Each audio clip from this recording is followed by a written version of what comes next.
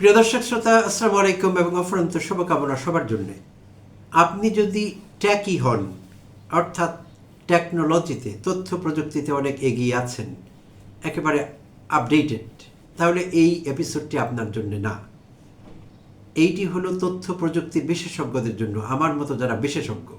আর এখানে বিশেষজ্ঞ মানে হলো এটির একটু অন্য ইন্টারপ্রিটেশন আছে, বিশেষভাবে যিনি অজ্ঞ এই সাবজেক্টে, বিশেষজ্ঞ, কর্মধারয় সমাস। সো সেই ক্ষেত্রে এই এপিসোডটি আপনার জন্যে বেশ কাজে আসতে পারে। প্রিয় দর্শক শ্রোতা, এআই নিয়ে আমরা নানা কথা শুনছি, অনেকদিন থেকেই এআইয়ের সান্নিধ্যেও আছি কোনো না কোনোভাবে। আর্টিফিশিয়াল ইন্টেলিজেন্সের কথা বলছি, কিংবা কৃত্রিম বুদ্ধিমত্তা। তো সম্প্রতি কিছু ঘাবড়ে যাবার মতো, ভয় পেয়ে যাবার মতো কিছু বিষয় জানা গেছে যেটি এআইয়ের কারণে ঘটছে, আর সেইটি আমার আপনার যে কারো জীবনকে প্রভাবিত করতে পারে নেতিবাচকভাবে। মূলত এআই তৈরি হয়েছিল ইতিবাচক কাজ করবার জন্য, আমাদের কাজে আসবে, মানব কল্যাণে সেটি ব্যবহার করা হবে, সেই জন্যই কিন্তু ব্যবহার করা হয়েছিল বা শুরু করা হয়েছিল। বাট সব কিছুরই তো দুটো দিক আছে, ভালো মন্দ। সো এআইও ব্যতিক্রম নয়। সো সেটিরও কিছু নেগেটিভস বা নেতিবাচক দিক আছে।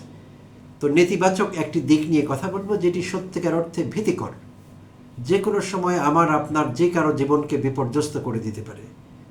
কিভাবে, সেই ব্যাখ্যায় আসছি। তার আগে একটি সিনারিও আমরা চিন্তা করব।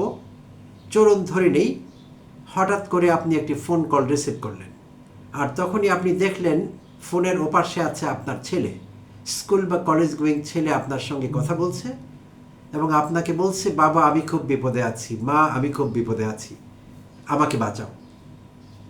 তো সঙ্গত কারণেই আপনি যদি প্যারেন্ট হন, তাহলে আপনি বিচলিত হবেন এবং কি করতে পারেন আপনি জানতে চাইবেন।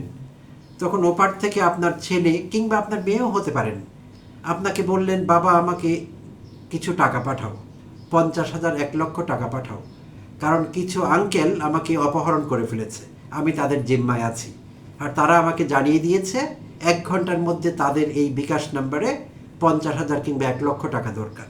যদি টাকাটি না পান তারা, তাহলে আমার ক্ষতি হবে, আমাকে তারা মেরেও ফেলতে পারেন। প্রিয় দর্শক শ্রোতা, একবার ভেবে দেখুন আপনার অনুভূতি তখন কেমন হবে, আপনি কি ফিল করবেন। সারা দুনিয়া একদিকে আপনি ছেড়ে দেবেন, তখন আপনার ছেলের দিকে আপনি ফোকাস করবেন এবং আপনার ছেলের চাহিদা মতো সেই 50,000 কিংবা 1,00,000 টাকা হয়তো কোনো বিকাশ নাম্বার আপনাকে দেবে, যে 3-4টা বিকাশ নাম্বার দিচ্ছি, সেই নাম্বারে 20-25 করে 1,00,000 টাকা পাঠিয়ে দাও। সো আপনার কাছে না থাকলেও আপনি ধার করবেন, যে কোনোভাবে চেষ্টা করবেন, করে সেই টাকা পাঠাবার চেষ্টা করবেন, হতে পারে সেটি। আর প্যারেন্ট হিসাবে এটি আপনি করবেন, এর বাইরে আর আপনার কি করবার আছে। আর আপনাকে বলা হলো যে পুলিশ কিংবা কারো শরণাপন্ন হওয়া যাবে না, আমি যা বলছি শুধু আমার ইনস্ট্রাকশন ফলো করো, সেভাবে কাজ করো, না হলে আমার ক্ষতি হবে। সো আপনার তো কিচ্ছু করার থাকবে না, আপনার ছেলে আপনাকে যা বলবে আপনাকে তাই করতে হবে।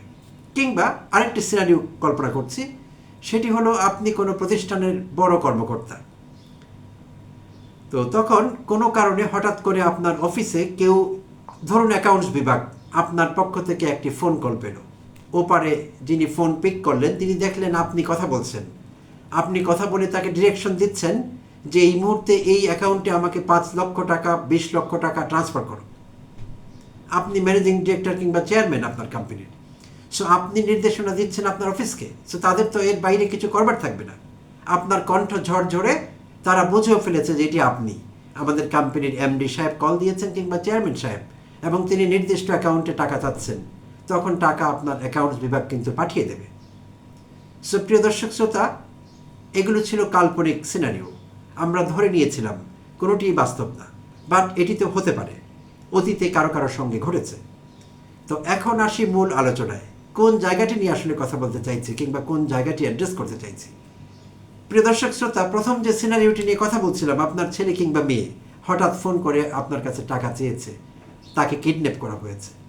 আসলে দেখা গেল আপনি টাকা পাঠালেন তাকে, টাকা পাঠাবার অল্প সময় পর আপনার ছেলে স্কুল কলেজ যেখানেই ছিল বাসায় ফিরে আসলো নিরাপদে এবং হাসি মুখে। তা আপনি তো অবাক তাকে দেখে, এবং জানতে চাইলেন যে টাকা আমি তোমাকে কোথায় পাঠালাম, কেন পাঠালাম, তুমি তো ঠিকই আছো মনে হচ্ছে। তা আপনার ছেলে কিংবা মেয়ে কিন্তু জানে না বিষয়টি, ও আপনাকে বলবে, আমি তো জানি না কিসের টাকার কথা বলছো। আপনি তখন কোথায় আছেন? আপনার পায়ের নিচের মাটি আছে, আপনি আসলে জানেন না কি করবেন। আচ্ছা, দ্বিতীয় সিনারিওটি যেটি বলছিলাম যে আপনি এমডি কিংবা চেয়ারম্যান আপনার কোম্পানির। সো আপনি যথারীতি অফিসে একটি সময় ঢুকলেন, তখন আপনার অ্যাকাউন্টস অফিসার এসে সালাম দিয়ে জানালেন, স্যার টাকাটা পেয়েছেন তো, আমি কিন্তু আপনাকে 50 লক্ষ টাকা বা 20 লক্ষ টাকা রেবিট করেছি, আপনার অ্যাকাউন্টে পাঠিয়েছি। আপনি তখন কোথায়? একইভাবে আপনার পায়ের নিচে তখন কিন্তু মাটি নেই। তো আপনি জিজ্ঞেস করবার শক্তি পর্যন্ত হারিয়ে ফেলবেন যে কি বলছো এইসব, আমি কখন টাকা চাইলাম, তুমি কোথায় টাকা পাঠালে, কেন পাঠালে? সো এইসবই ছিল কাল্পনিক, আমরা ধরে নিয়েছিলাম, বাট এটি এখন বাস্তব, অনেকদিন থেকে বাস্তবে রূপ পেয়েছে।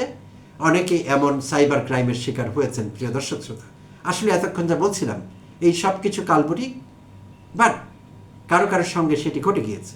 কিভাবে? জেনারেটিভ এআই বলা হচ্ছে এটিকে। এআই এর আবার নানা রকম মডেল আছে, নানা রকম ভাগ আছে। সো এটি হলো জেনারেটিভ এআই, অর্থাৎ কিছু জেনারেট করা হচ্ছে। তো সেই জেনারেটিভ এআই ব্যবহার করে কিংবা কৃত্রিম বুদ্ধিমত্তা ব্যবহার করে প্রতারকেরা, সাইবার ক্রাইম যারা করেন, সাইবার অপরাধ, তারা এটি করছেন। এখন কথা হলো তারা কিভাবে করছেন, আপনার কণ্ঠস্বর তারা কোথায় পেলেন, আপনার ছেলে বা মেয়ের কণ্ঠস্বর তারা কোথায় পেলেন? তো সেই জন্যই বলছিলাম এটির নাম জেনারেটিভ এআই। জেনারেট করা হচ্ছে, অর্থাৎ আপনার কণ্ঠস্বর তারা জেনারেট করছে, আপনার কণ্ঠস্বর হুবহু কপি করছে। আর এইটি করতে গিয়ে এআই আপনার একটি কণ্ঠস্বরের নমুনা, কয়েক সেকেন্ডের হতে পারে সেটি, 10 সেকেন্ড, 20 সেকেন্ড, 30 সেকেন্ড, তেমন একটি নমুনা দরকার হচ্ছে এআই এর। সেই নমুনাকে তারা অ্যানালাইজ করছে, করে সেখান থেকে আপনার স্বর, আপনার কথা বলবার লয়, তাল, আপনার উচ্চারণ, আপনি কিভাবে আবেগ প্রকাশ করেন, এই সব কিছু 10, 20, 30 সেকেন্ডের ট্রেনিংয়ে এআই রপ্ত করে নিচ্ছে।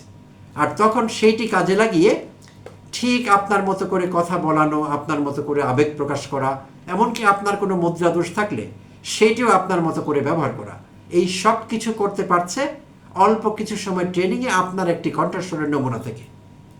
তো আজকাল আমাদের কণ্ঠস্বরের নমুনা পাওয়া তো খুব কঠিন নয়। কেউ আপনার পাশে দাঁড়িয়ে কোনো দোকান থেকে বা কোনো পাবলিক প্লেস থেকে আপনি কারোর সঙ্গে কথা বলছেন, ফোনে পাশে দাঁড়িয়ে আপনার কণ্ঠস্বর রেকর্ড করতে পারে, কিংবা সামাজিক যোগাযোগ মাধ্যমে, নানা মাধ্যমে আপনি অডিও ক্লিপ দিয়েছেন, ভিডিও ক্লিপ দিয়েছেন, সেখান থেকে আপনার কণ্ঠস্বর সব কিছু তারা নিতে পারে। তো এইভাবে আপনার কণ্ঠস্বর নিয়ে সেইটিকে অ্যানালাইজ করে, সেইটিকে কপি করে রেখে দিয়ে প্রয়োজন মতো সিচুয়েশন অনুযায়ী ব্যবহার করে আপনাকে ব্ল্যাকমেল করা হচ্ছে, আপনার পরিবারকে ব্ল্যাকমেল করা হচ্ছে, কিংবা আপনার কোনো প্রিয়জনকে ব্যবহার করা হচ্ছে, যখন খুশি যেভাবে খুশি। আর আপনি আমি সহজেই তাদের ভিকটিম হচ্ছি। আসলে আমরা সবাই ভিকটিম হচ্ছি সাইবার ক্রাইমের। প্রিয় দর্শক শ্রোতা, এতক্ষণ কথা বলছিলাম জেনারেটিভ এআই এর নেতিবাচক দিকগুলো নিয়ে। এর কিন্তু ইতিবাচকও কিছু দিক আছে, সব কিছু যে নেতিবাচক তা কিন্তু না। এইটি চালু হওয়ার পর থেকে চলচ্চিত্র কিংবা অ্যানিমেশনের ডাবিং সহজ হয়ে গেছে, আগের চেয়ে অনেকখানি সহজ হয়ে গেছে, সময় বাঁচাচ্ছে। যারা মুভি তৈরি করছেন, অ্যানিমেশন তৈরি করছেন, তাদের জন্য কাজটি সহজ হয়ে গেছে। ভিডিও গেম বানাবার ক্ষেত্রে বাস্তব চরিত্রের কণ্ঠ দেওয়া যাচ্ছে সেখানে। তারপর কোনো শিক্ষক যিনি পড়ান, নানা ভাষায় একই শিক্ষক কথা বলছেন, একটি ভয়েস থাকছে, ভাষা বদলে যাচ্ছে, এইভাবে লেসন তৈরি করা সম্ভব হচ্ছে, শিক্ষার্থীরা নতুন অভিজ্ঞতা পাচ্ছেন। তারপর বিনোদনের ব্যাপার আছে, বিনোদন অঙ্গন, শিক্ষা, স্বাস্থ্য, এইসব ক্ষেত্রেও কিন্তু চমৎকার কাজ করছে কৃত্রিম বুদ্ধিমত্তা। আর এটি তৈরি হয়েছিল সেজন্য ইতিবাচক কাজে ব্যবহার করবার জন্য। কিন্তু দুর্ভাগ্যজনকভাবে অন্য অনেক কিছুর যেমন নেতিবাচক দিক আছে, কৃত্রিম বুদ্ধিমত্তারও আছে। তাই সেই নেতিবাচক দিকের শিকার কিন্তু আমরা কখনো কখনো হয়ে যেতে পারি। তো এখন আমাদের কি করণীয়? আমরা এইসব থেকে বাঁচবো কিভাবে? বাঁচবার কোনো ব্যবস্থা আছে কিনা? বিশেষজ্ঞরা কিছু টিপস দিয়েছে আমরা কি করতে পারি এইসব থেকে বাঁচবার জন্য। যেমন আমরা চাইলে আমাদের পরিবারের সদস্যদের সঙ্গে কখনো যদি তারা আমাদের ফোন করেন কোনো মাধ্যম থেকে, কোনো জায়গা থেকে, আমাদের সঙ্গে কথা বলেন, আমাকে টাকা পাঠাও, আমি বিপদে আছি, আমাকে নেবার জন্য অমুক জায়গায় আসো, তখন আমরা নিজেরা ফোন দিয়ে আরেকটি ফোন ব্যবহার করে সেই নাম্বারে ফোন দিয়ে যাচাই করবার চেষ্টা করব তার কাছে আমরা রিচ করতে পারি কিনা। এটি একটি মাধ্যম। আরেকটি হলো কোনো কোড তৈরি করা, যেই কোডটি শুধু পারিবারিক সদস্যরাই জানবেন। কারো নাম হতে পারে, কোনো সংখ্যা হতে পারে, নাম কিংবা সংখ্যার মিশ্রণ হতে পারে, যেমনি আমরা পাসকোড তৈরি করি, নানা মাধ্যমে ব্যবহার করবার জন্য। এরকম কোনো কোড তৈরি করব, খুব বেশি ডিফিকাল্ট না, যাতে সবাই মনে রাখতে পারি। তো যখন এরকম পরিস্থিতিতে আমরা পড়বো, এরকম ফোন পাবো, কণ্ঠস্বর ঠিকই থাকবে, বাট তখন আমরা সেই কণ্ঠস্বরের কাছে জানতে চাইবো যে তোমার পাসকোড বলো। তাহলে সেইটি যদি জেনারেটিভ এআই ব্যবহার করে হয়ে থাকে, কোনো স্ক্যাম হয়ে থাকে, কোনো প্রতারণার শিকার আপনি হয়ে থাকেন সাইবার ক্রাইমের, তখন কিন্তু সেটি ফেল করবে, আপনাকে সেই কোড দিতে পারবে না। সো আপাতত এই সহজ সরল দুই একটি উপায় অবলম্বন করে আমরা এই সাইবার ক্রাইম থেকে বেঁচে থাকতে পারি। তো অহরহই এটি ঘটছে, আমরা খুব সাবধানে থাকবো, নিশ্চয়ই সবাই যে যেখানে আছি সতর্ক থাকবো, যে কোনো সময় যে কেউ এটির শিকার হতে পারে। দুদিন আগেই আমি শুনছিলাম আমার এক ভাগ্নে, তার কোনো একটি নাম্বার থেকে কল এসছে, একাধিক নাম্বার ব্যবহার করে একটি নাম্বারে বাইরে থেকে কল এসেছে, কল রিসিভ করার সঙ্গে সঙ্গে ওর বিকাশ অ্যাকাউন্ট থেকে টাকা নিয়ে গেছে। কিভাবে নিয়ে গেছে এখন আমরা জানি না, সেইটি তদন্তাধীন আছে বিষয়টি। আবার কখনো কখনো এমনও শোনা যাচ্ছে হোয়াটসঅ্যাপে আপনি কোনো ভিডিও কল পাচ্ছেন হঠাৎ করে, তো আগ্রহ ভরে আপনি ধরতেই পারেন যে এটি ভিডিও কল দেখি কে, তো তখন আপনি বিপদে পড়ে যেতে পারেন, কারণ আপনার ফুটেজ তারা নিয়ে নেবে কয়েক সেকেন্ডেরই, সেইটি নিয়ে তারা নেতিবাচক কাজে লাগাবে, ভবিষ্যতে আপনাকে ব্ল্যাকমেল করতে পারবে কোনোভাবে। সো নানাভাবে আমরা প্রতারণার শিকার হতে পারি, সাইবার ক্রাইমের শিকার হতে পারি, যথেষ্ট সম্ভাবনা এবং আশঙ্কা আজকাল তৈরি হয়েছে। তো একটি উপায় আছে, সতর্ক থাকা, তাহলে আমরা হয়তো এগুলো থেকে বেঁচে থাকতে পারবো।